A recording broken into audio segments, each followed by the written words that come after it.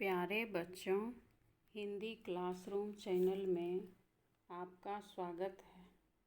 आज मैं आपको वर्ग 11 बिहार बोर्ड हिंदी की कविता झंकार का भावार्थ बताने जा रही हूँ।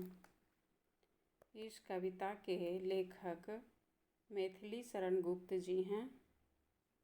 अगर आप इस चैनल पर नए हैं तो इसे लाइक करें, सब्सक्राइब करें।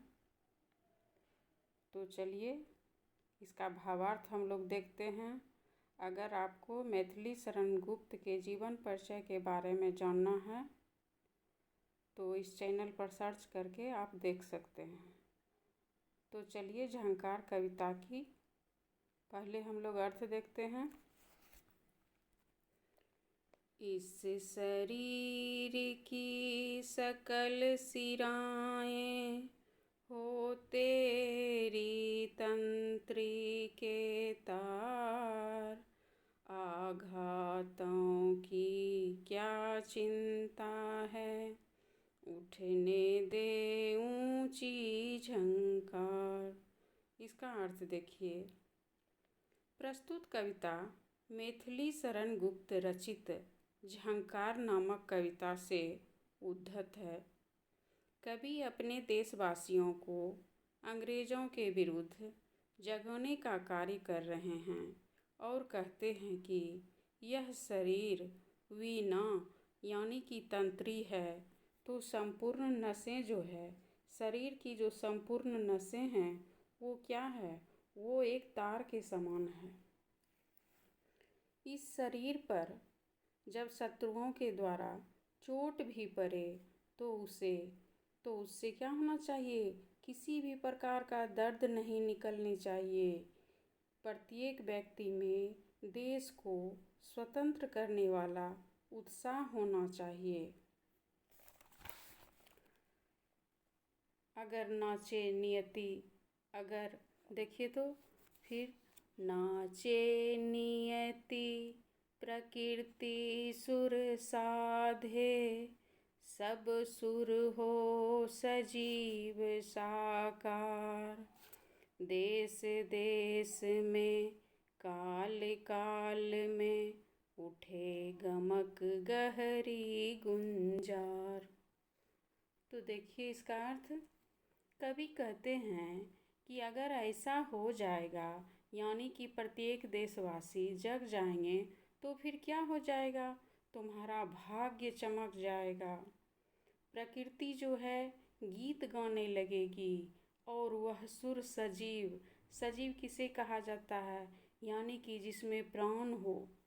देश में हर एक राज्य में, गांव में इसकी गूंज उठेगी और प्रत्येक जनता को इससे प्रेरणा मिलेगी। जब प्रत्येक जनता में ऊर्जा भर जाएगी तो इसकी झंकार संपूर्ण देश में फैल जाएगा। कर प्रहार, हाँ कर प्रहार तुम, भार नहीं यह तो है प्यार, प्यारे और कहूँ क्या तुझसे, प्रस्तुत हूँ मैं हूँ तैयार। कवि अंग्रेज से कहते हैं कि तुम प्रहार करो, यानी कि तुम मुझे सजा दो, चोट दो, मैं इससे डरने वाला नहीं हूँ और इसे भार स्वरूप नहीं समझूंगा।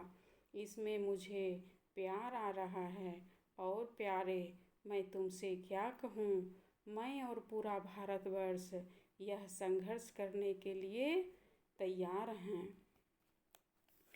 मेरे तार तार से तेरी तान तान का हो विस्तार, अपनी अंगुली के धक्के से खोले अखिल श्रुतियों के द्वार। कवि कहते हैं मेरे संघर्ष से पूरा देश जग जाएगा अगर सभी व्यक्ति एकजुट हो जाएंगे अंग्रेज़ों के विरोध में। तो जिस प्रकार उंगली चलाने से बीना बजने लगती है उसी प्रकार एकजुट होने से अंग्रेजों को आसान तरीके से भगा डालेंगे।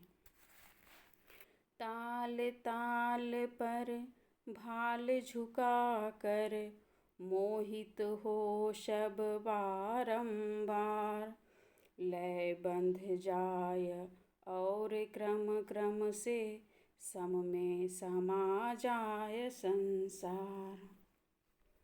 मैथिली शरण गुप्त की अभिलाषा है कि मेरे देश का स्वरूप इस तरह से बन जाए कि उस पर सारा संसार मोहित हो जाए। जिस प्रकार मधुर ताल सुनने को मन बार बार करता है और मन हृदय मंत्र मुग्ध हो जाता है, इस प्रकार सब व्यक्ति के सुर से क्रांति की लय निकलनी चाहिए, जिससे कि मन मंत्र मुग्ध हो जाए। धन्यवाद।